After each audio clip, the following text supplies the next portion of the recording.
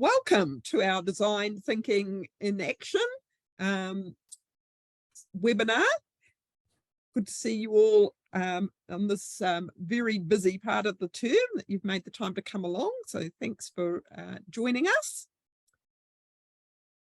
So our kaupapa for the day, for this webinar, is to gain a clearer understanding of what the design thinking process is, and to make connections of how to use that when we're working in the global citizenship education area. Those of you who are perhaps on the CEBA pilot would have attended a workshop that we did earlier in the year, and this was part of something that Libby presented around design thinking. And so we're just going to expand it today and give you an example of how it is in action. Just to set the context too for our work, we are part of the Centres of Asia Pacific Excellence, and those of you who have repeatedly come, and thank you for that, for joining these webinars, will understand that we are working as part of a large group whose context is North Asia, Southeast Asia and Latin America.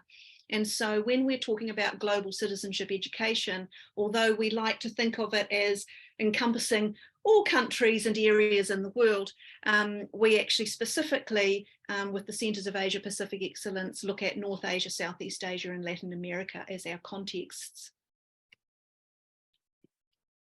All right, over to you, Jan-Marie.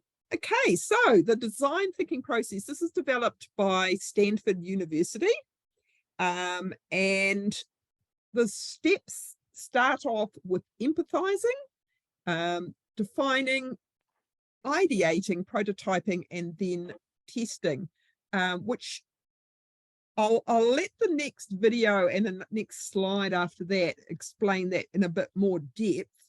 But just to say that the model is not necessarily a linear one, even though it looks like it, because you will go back and forwards between different stages as you go. So I think we'll look at the video next. Hi there. Have you noticed that the world is full of problems? There are big, hairy problems like poverty and disease and small annoyances like misplacing your keys. However, the geniuses at Stanford have come up with a process that will broaden your perspective and help you create better solutions, no matter the type of problem. This process is called design thinking, and it's here to change the way you tackle problems. Design thinking encourages people to explore new alternatives, creating options that had not existed before. Design thinking is successful because it focuses on the needs of the user. It's more than just good ergonomics. It's about understanding the context and culture of the stakeholders involved. This understanding is found using direct observation and qualitative data, which produces stories that people can really empathize with. Once the research is conducted, the problem solver is more apt to define what the real problem is. After diagnosing the true problem, it's time to ideate or brainstorm new ideas without the constraints of existing solutions. Because design thinkers learn by doing, these radical ideas are then made into simple prototypes that test possible outcomes. Rapid prototyping speeds up the innovation process because we only learn about the quality of our ideas when we test them in the real world. The process of ideating, prototyping, and testing is repeated early on so that mistakes are quick, cheap, and ultimately lead to success. So, why design thinking? The process provides a method and a unifying language for multidisciplinary collaboration, leading to greater creativity and better solutions faster. Suddenly, the world's problems are simple and manageable with design thinking. So has anybody used this process before or seen it? No? Okay. Well, carry on to the next slide, which sort of goes into a bit more depth.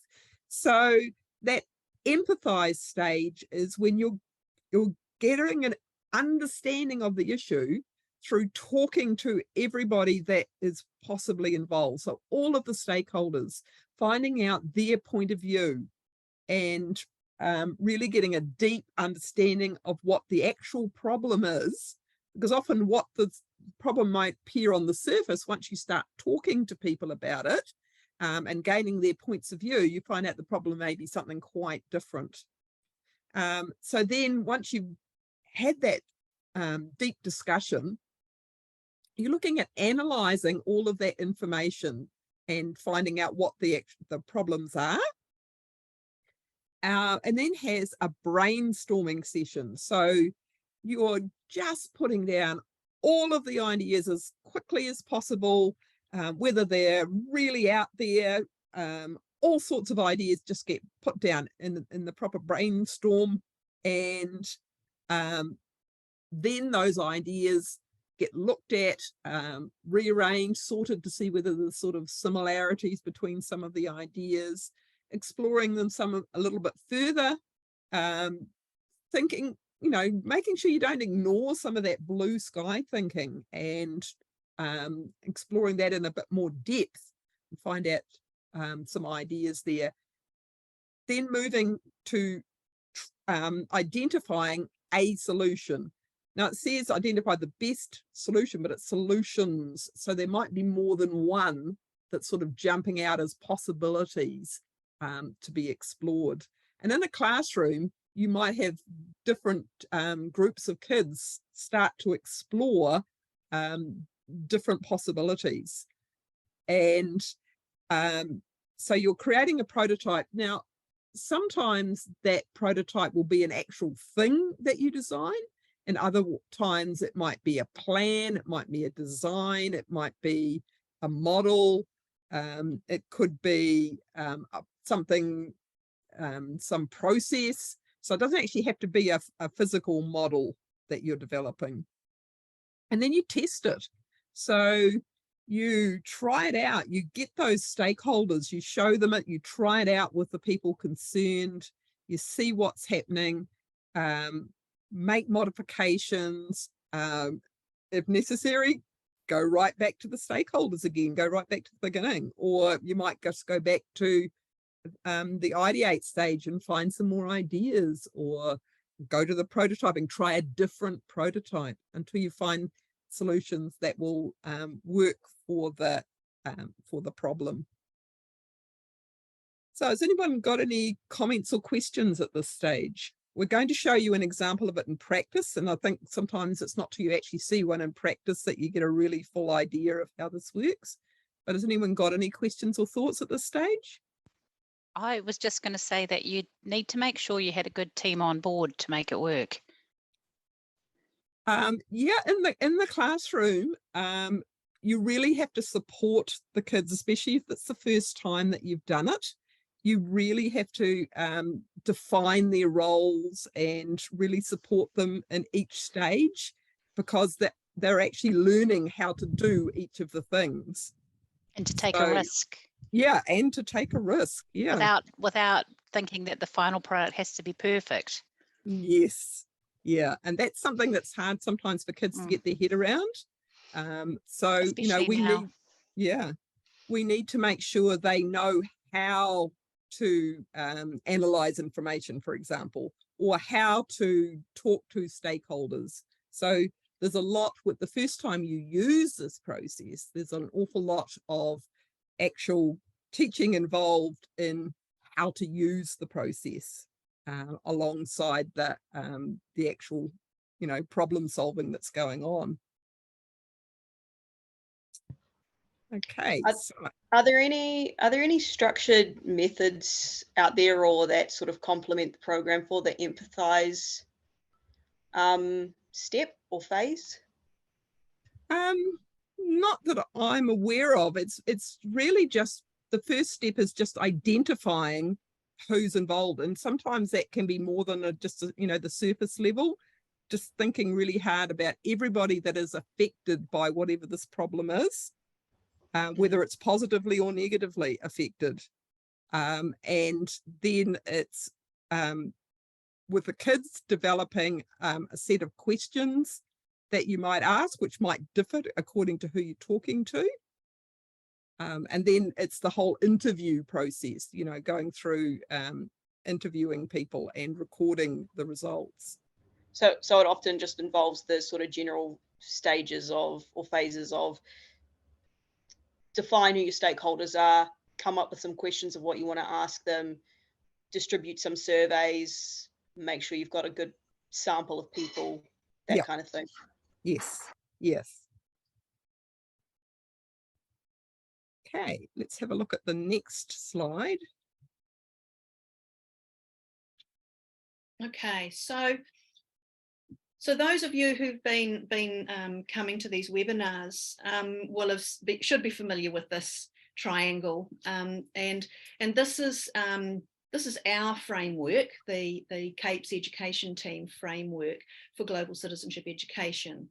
And with all the discussion and the changes through the curriculum refresh around the understand, know, do, that's how this came about, with our understand, know, act and change, what were the different pieces that we put onto it. If you look at the understand, so we're looking at big ideas of identity, connections, and global responsibility. And global responsibility starts small and goes out. Okay, we have to sort of, like Jan-Marie said, you know, we're building skills that our students can learn in different situations.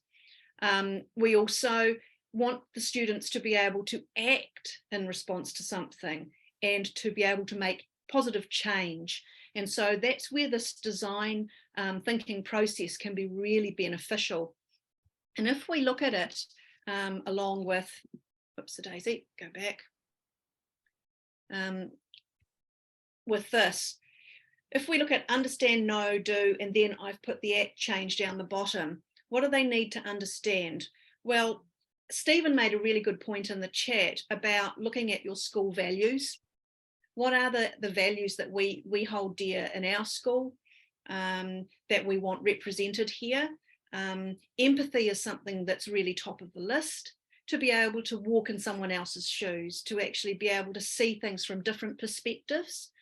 And also we want the students to be able to really understand the problem. We want them to be able to describe that problem in detail. What is actually happening? And actually define who and what it affects and how. So we need that background understanding of the problem as it is. Then we move into, okay, so what do they need to know? Well, they need to know how to gather and analyse information. And Lauren, you talked about surveys. So they need to know how to actually create a decent survey, one that's actually going to give them the information they actually need. And they need to learn how to tailor a survey for their audience. You know, how are they going to actually manage that? How are they going to manage all the data coming in? There's lots of things that they will actually need to learn how to do if they're to do this process appropriately and correctly. They need to be able to dig deep. They need to be able to find out what underlying problems might be. You know, like Jan-Marie said, there might be this, but actually under the surface, there might be a few other things that are going on. So they need to be able to look below and a bit deeper. And they need to be able to identify key areas where they need to focus. So once they've actually figured out and they can describe and define what the problem is and who's affected, and then they actually have some data and some information around that, they need to be able to identify where their focus needs to be. And they also need to learn how to discuss ideas and collaborate. These aren't things we're just born with, are they? You know, we've all had to learn how to take turns in discussing and how to be respectful of somebody else's opinion, how to put our ideas out there, critique them, and pull them all together. And in this process, this brainstorming process, anything goes, because that's our blue sky thinking. That's our no barriers around, where we can get some really creative ideas happening. And then they need to learn how to take those brainstormed ideas and refine them. Okay.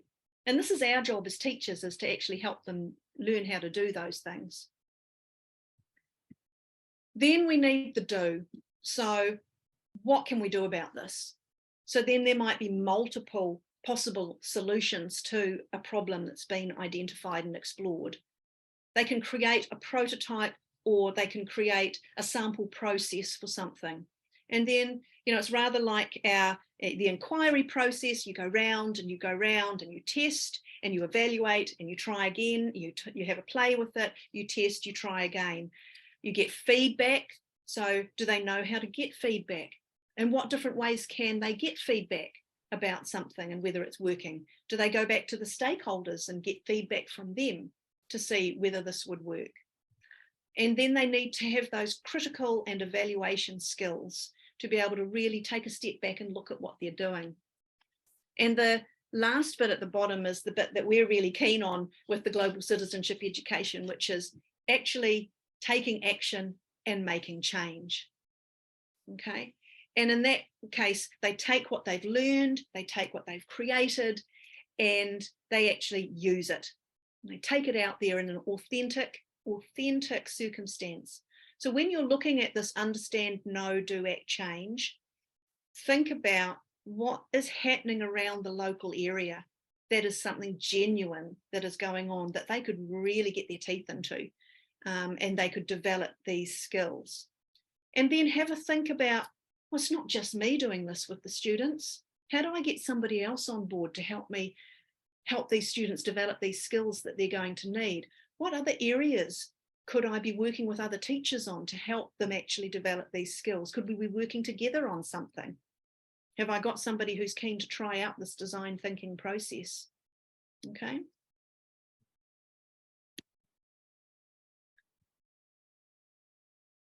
And always coming back to our three tohu, which are our identity, being firm, the students really understanding who they are, where their place is, and their relationship to everything around them, the connections that they have, and their connections within their local and global communities, but also the responsibility aspect, which is where they get to work collaboratively with others and actually respond to challenges that are around us. Okay, so we're going to have a look at an example now. So Mary's going to share her screen. See what happens. Oh, look at the water. Because they've been exposed to design thinking at such an early age, that creativity has just blossomed. They can really think outside the box, and they really feel that there is not a problem out there that they cannot devise a solution for. Do you want to drink that? No. See what you can do to redesign it.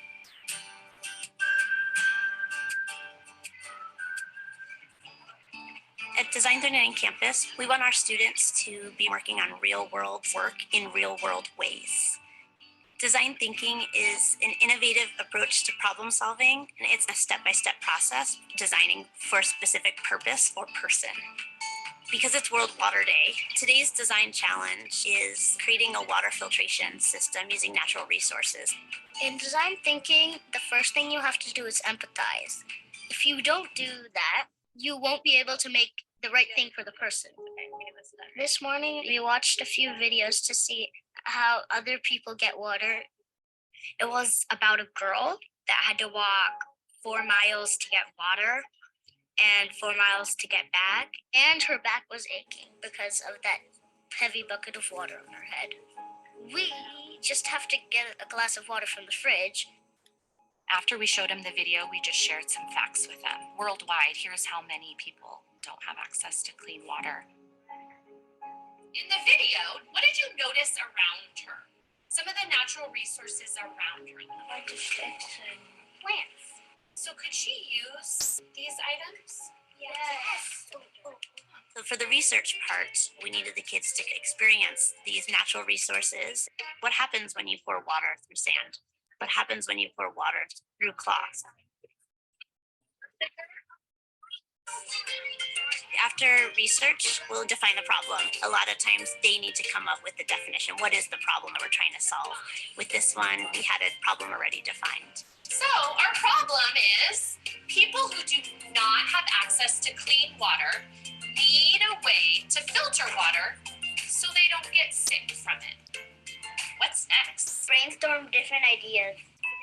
When students are ideating, we talk about rapid ideating. We don't want them to waste too much time kind of working through one idea or adding a lot of details. It's just, what if I made it this way? And what if I changed it that way? Oh, so you're saying to like layer some of those materials? Then they go ahead and prototype. This is not your final building. It's like your model, so when it comes to your real one, you know what you're going to build. Walking around to the tables, you hear students starting to combine different ideas. Drawing it first shows how you're going to build it. Now we will connect the pipe right here. And then it has to turn and go upside. So now they have their paper model, it's labeled, so they can go and get the supplies needed and start building it. We need a clock. The prototyping when they're building it can be sometimes the quickest part. They have it all planned out. They know what they're building. After students prototype, they're excited to jump in and see, how did my prototype work? What number would you say this is for turbidity? We've brought out a turbidity scale, which they would be looking for the clarity of the water, and then a ppm device, which would measure the purity of it. So even though water might be clear, it still might not be safe to drink. What do you see, Brandon? What number? 985. If it fails, you have to see the problems and make it again. The final stage in the design process is we'll have them upload into their digital portfolio. Sometimes it's about publishing results that didn't quite work so that others can learn from it. Publishing could just be sharing out to an audience. What would they change, or what was challenging about the project? How did the group work together? And you guys took both ideas and made it into one. And how did that make you feel, Emma? Starting design thinking at a really early age, they'll take more risks. They start learning goal setting, problem solving, perseverance. First attempts don't always work out. It's okay to fail and try again, because then you actually are learning something like, oh, this doesn't work, let's try this. 7:35.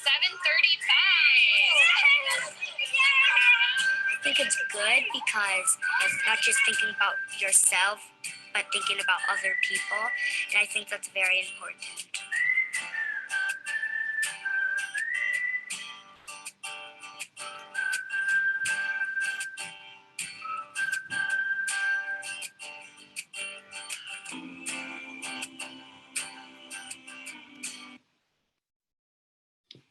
Okay. So I'll open up the floor just for a quick reflection on that particular video. What's sort of percolating in your minds at the moment after having seen that? I just thought it'd be really interesting to, was it 2018, to see what those students are doing now. Mm. And what they think they'll pursue in the future. Definitely. Trudy? I was just going to say it looked really fun and engaging. I would like to have a go. I think, and yeah, useful. I think it'd be easy to get the kids on board with that. Yeah, really useful. Yeah, lots of learning going on. I like the idea of doing it so with younger students. I mean, I see it a lot. I have a 1-year-old, and you see it a lot with them. They've got that whole sort of inquisitive side of, how does this work? What am I supposed to do with it? And you know, just trying things to figure stuff out. And when I first started seeing her do it, I thought, wow, you know, I don't know how many of you guys here are science teachers, but I just thought, wow, so many kids start off with that inquisitive nature, and almost like little scientists. They try something, a little hypothesis, and see if it works, and if it doesn't, and then they try something else. And it's so strange that so many kids grow up disliking those kinds of subjects when they're born with that sort of intuitively. And this seems like a cool way to kind of foster that through their schooling. And if you could keep it up throughout, we might come in with more kids into high school liking subjects that for a lot of kids they don't. Do you think they maybe stop liking it because they don't see the real purpose of things? You know, how would it apply in their actual lives? Yeah, and I think the fun thing about science is the learning by doing. And I think because a lot of it's been designed to be this sort of structured environment, it doesn't allow for the creativity, which is what's fun about this process, right? Yeah, the more authentic you can make it, the more relevant you make it to the kids, the better. And I totally agree with you about starting as early as possible. You know, even preschool, they could be starting to have this, you know, elements of this problem solving process going on. It actually made me think of play centre. I don't know if anybody else is a play centre parent. Yes. It's the process, not the product, Yes. which is a really hard thing to change your mindset on. Yes, definitely. And this, yes, we are hoping for a product because we are hoping for a solution to a problem, but we've also got to realize that this process is really important, especially as we, you know, in the classroom, that learning that process so that they can apply it to a, you know, a number of different problems is really essential. And those transferable skills. Yes. I visited a school last week in Masterton at St Matthew's, and this just made me think of this as well. They have their students design and create, sew dresses, get them all together, and then they send them off. I think it's called Dress a Girl Around the World. So the students are making the dresses, they design and make the dresses, and then they send them to a third world country or somebody that has the need for clothing. So rather than just like bringing a pair of pajamas and donating it to school, they're actually involved in the whole process of creating something. So it just made me think of that, because I hadn't heard of that before until last week. Yeah, and if you're getting into the design process, that whole thinking about the user needs at the beginning, you know, the climate, what are they going to be wearing the clothes for? Yeah, there's just so many different ways that this can be applied in so many different contexts. I think when I looked at it too, you know, it's, you know, you talked about the wonder that kids naturally have when they're young, and it kind of gets beaten out of them as they go through the system, doesn't it? And because I think some things become too abstract, you know, and that's what we're trying to bring back in, is that authenticity. And like you talked about, Cara, that real life situation, that real need there, that they can actually drive themselves, so that it can be student led. And how often do those students and subjects, maybe, I don't know, like math, when am I going to use this in the real world? Exactly. I was making this big list as she was talking, and I was watching them. I mean, it's multiple times I've seen this video, and I was looking and going, okay, so they need to know how to conduct research. They need how, you know, the teacher needs to be able to present things in multiple ways. So, you know, that universal design for learning stuff comes in. How can I get the hook, get these kids really engaged with this? What ways can I do it? Can I show them a video? Can I read them a story? Can we try something out? You know, a lot of it too was, you know, the teacher having some really good questioning skills, you know, to really elicit that thinking and those ideas from the kids. When they said rapid ideating, so don't let them just dwell, get them going, boom, boom, boom, with that. And then I thought, gosh, you know, the language she was using with them, there's lots of literacy and numeracy that you could really weave in here, isn't there? You know, to really expand their vocabulary. Then they were using digital technologies. They had a graph on an iPad. So there's lots of different skills they're learning to use, and they had publishing in their one as well. So, you know, what do they do with that? How do they share their information?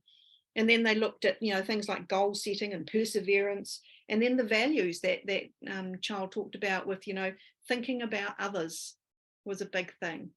So there were lots of things, and you might want to rewatch that video at some stage. There's probably a lot more that will pop out for you as you watch it. And just, you know, just reminding ourselves that, you know, we want to start local.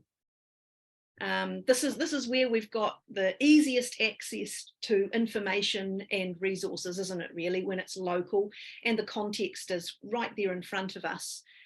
So what's happening here? How can we then take those skills and expand a bit broader as we go out to a more global audience and actually look at those bigger issues around the world? Let's learn something and develop those skills here before we actually start branching out. So Jan Marie. Yes, so we're going to put you into breakouts. With what's left, there's going to be sort of 2 of you in each breakout. I think Stevens will be joining one of the rooms, and Libby will be joining but not participating in the other room, just because it's a bit hard for me to not include Libby unless she wants to just not join. And I think Mary and I will probably just pop in and out of the rooms, just check on how you're going. But what we thought we'd do is get you to decide on an issue in your school or community and just have a little work through the process. And just, yeah, I mean, you may not get right through the whole process. You might just want to look at different, at one aspect. You'll have 15 minutes. Okay. Any thoughts on that? I'm not sure that our group entirely completed the assignment, but we talked about some really interesting things. Well, that was the point. So that's great. Libby shared with us how when she was it at St. Cuthbert's, Libby? Yeah. The whole school had gone through this design process, and including the entire community, the parents, the groundskeepers, the students, the teachers, everybody, and asking how could, I think the guiding question was, how could we educate more about climate change or solve problems related to climate change? Yeah. And there were some really, really great projects and collaboration through that across the whole school. That was fantastic. And then that got us talking about the difference between doing a project to help a community in need out of a sense of pity from the outside in versus really collaborating together. And let's see, Trudy had shared some perspectives from her students as they're kind of discovering and understanding poverty and working through that. And then I talked about a story I'm using to design some lessons now of one of our year 13 students and her family that have a business recruiting staff for vineyards and farms in season, but then they were worried about how the staff then would go back to their home countries out of season and not have work. So they actually went to Vanuatu and lived there for a year so that they could really connect with local farmers there, and started a business selling coconut oil. And it was just this beautiful story of collaboration and empowerment on both sides. Sounds awesome. Anyone else got something they'd like to share? I actually think Lauren and Cara had a whole bunch of scenarios between them that we could do another webinar on. I don't know whether we got to the work through design process though. We were the naughty students.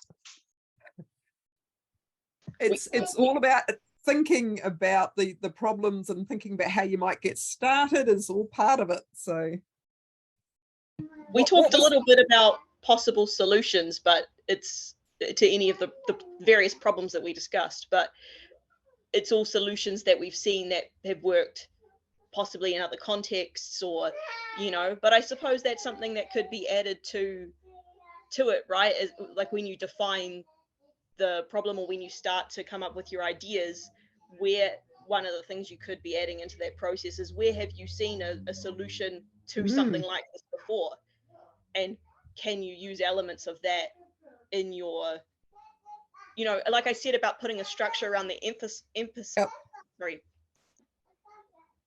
empathize stage, putting a process and structure around, or a little bit of structure around what sort of things you might think about when you start to come up with your ideas. A good way to start is, what are solutions right now? Yeah. Where are they?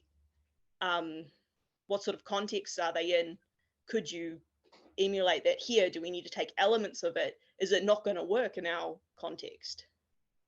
Yeah, that's certainly a good place to start with some of the brainstorming and look at what's already being being used and whether it would work in the context that you've got. Any other thoughts? We did have a really brief chat about how you might scale this for different year levels, and at what point the teacher might do a little leading or standing back, and so on. Yes, because certainly there'd be a lot more teacher-led stuff happening the first time they ever do this than once they've got the idea of the process, when you're going to be giving that control over to the kids as much as possible. This is just very briefly, Putatara is the website that the ministry has put up, and it has to do with sustainability and global citizenship across the curriculum. And it has its own sort of inquiry model, I suppose you'd call it, but it has a lot of similarities to the design process.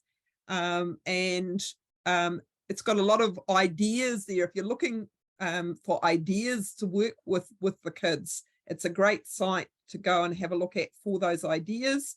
And the design process could be applied rather than the model that they're suggesting, or you could think, okay, this other model might be good for you anyway. So definitely have a check out Putatara. And it was one that actually informed our thinking last year around our tohu and our framework for the global citizenship education as well. Some great New Zealand context in the Aotearoa New Zealand context. Okay, now next. Okay, so just some links there. If you have the slideshow, you can some links there that you can go and have a look at, some things that might support what you're doing. That draft social sciences, the Aotearoa New Zealand histories, which when you started getting into the do phase, you might be wanting to take some action around some of their understanding that children have. They may want to take some action. And of course, our Growing Global Citizens website, the UN Sustainable Development Goals is always worth a check. Putatara that I've just talked about, and Changing Minds, Not the Climate is a really good one about what we need to do in order to help solve the issue of climate change. Is a lot to do with changing minds in the beginning. So definitely worth having a look at. So just think about